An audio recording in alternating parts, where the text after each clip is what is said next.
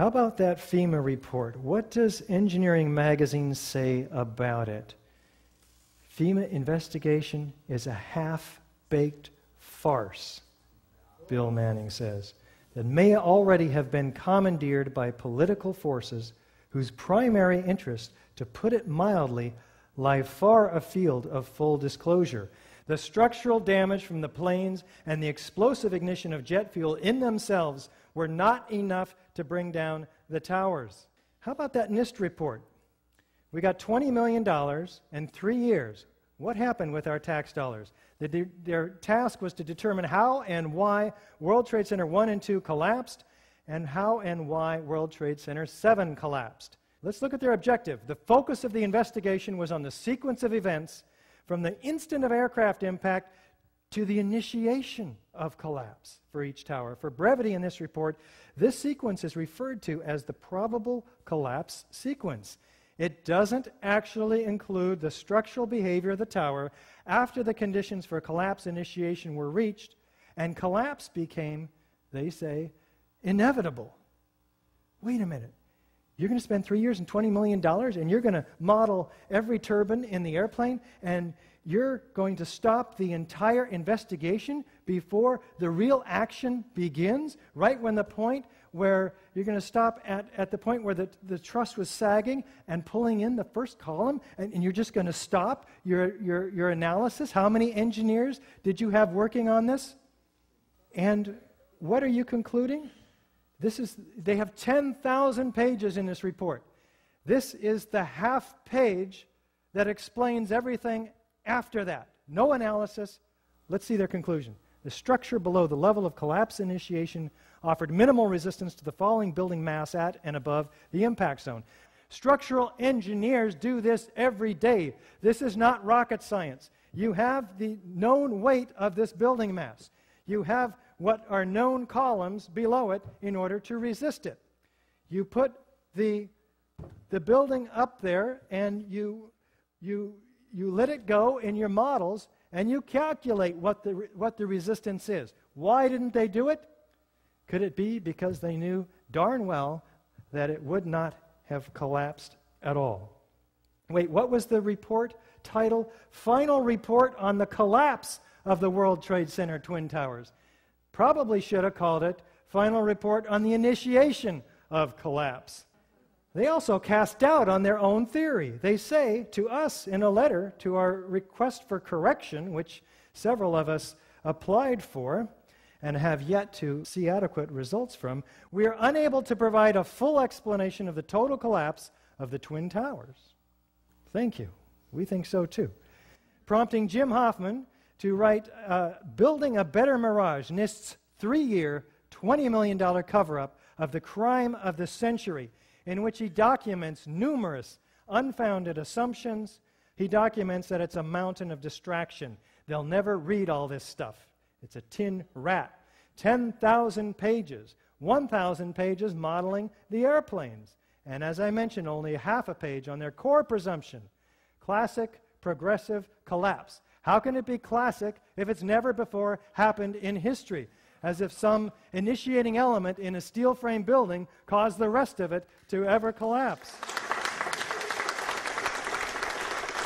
He documents the startling omissions and outrageous lies, which you'll have to go into yourself when you have a little more time, and the fudged computer simulations. They document these unrealistic scenarios, C and D, and the realistic scenarios, A and B. A and B didn't make the building collapse, so they crank up the airplane speed. They reduce the strength of the structure. They increase the fuel. They do all of these adjustments until they get in the more unrealistic scenarios, which they're actually fairly open about, to get the computer model to collapse. Structural engineers rail against NIST because they refuse to show the visualization. It's a black box. You cannot download any of this data. This was a public building, or at least before 3 months prior to 9/11, it was a public building, and it should be a public investigation. Clearly, it was a public event, prompting their former chief of their fire science division, Dr. Quintier, to call for an independent review. let's look at real alternatives that might have been the cause of the collapse of the World Trade Center Twin Towers. Do we have any whistleblowers? Yes. Kevin Ryan, fired from his job for making public the fact that NIST hired Underwriter Laboratory to perform tests. And these tests showed that the building should have remained standing. In fact, there were 4 mock samples of 35-foot spans, 2 17-foot spans and 2 35-foot spans with fireproofing, just like in the Twin Towers with the floor decking. Now, there's 2,000 degrees of fire put underneath this assembly per ASTM E119, and twice the known amount of load that was known to have been in the Twin Towers. What happens? None of them fail. These are the 4 tests. The steel temperatures were over 1,100 degrees average. Footnote number 3 documents that no failure occurred. In fact, there was only 3 inches of deformation. What does NIST do with this experimental data? They throw it out and they claim that there's a 42-inch sag, 10 times the value that resulted from the experiments. Do we have expert corroboration? Well, here's Van Romero. It's too methodical to be a chance result of airplanes colliding with the structure, this explosive expert says. After the airplanes hit the World Trade Center tower, there were some explosives, in my opinion, inside the buildings that caused the towers to collapse. Van has withdrawn these statements after receiving a sizable grant from the federal government.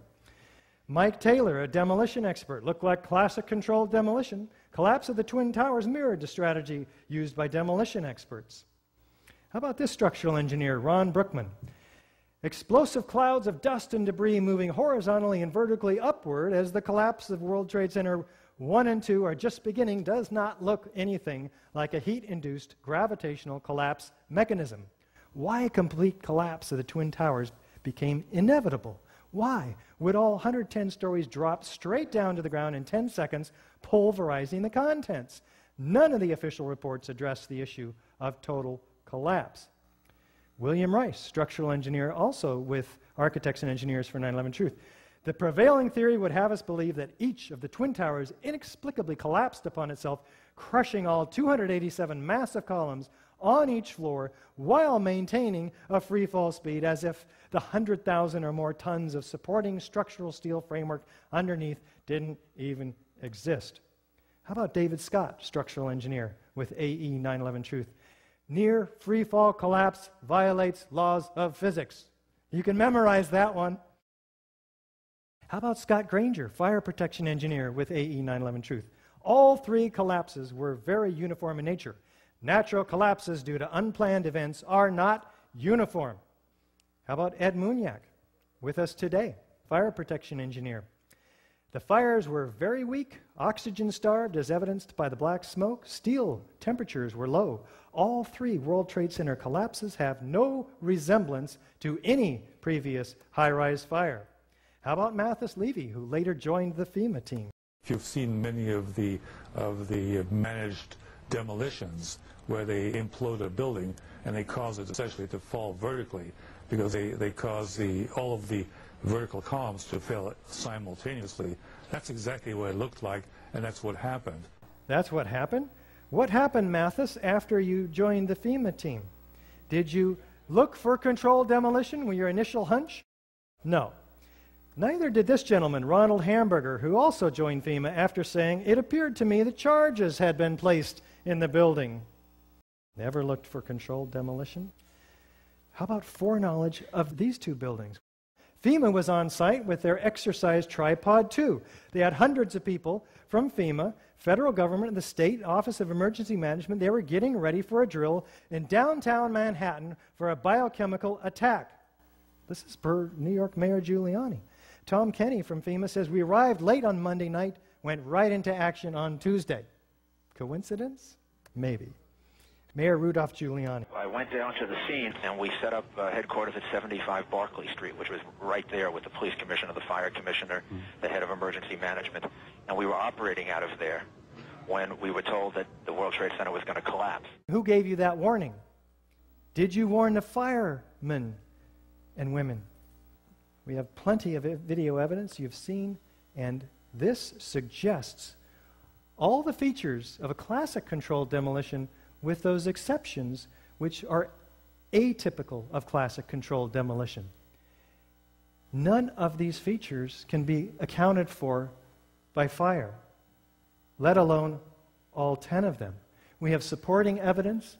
This all goes to support the hypothesis of controlled demolition. It's proof beyond a reasonable doubt.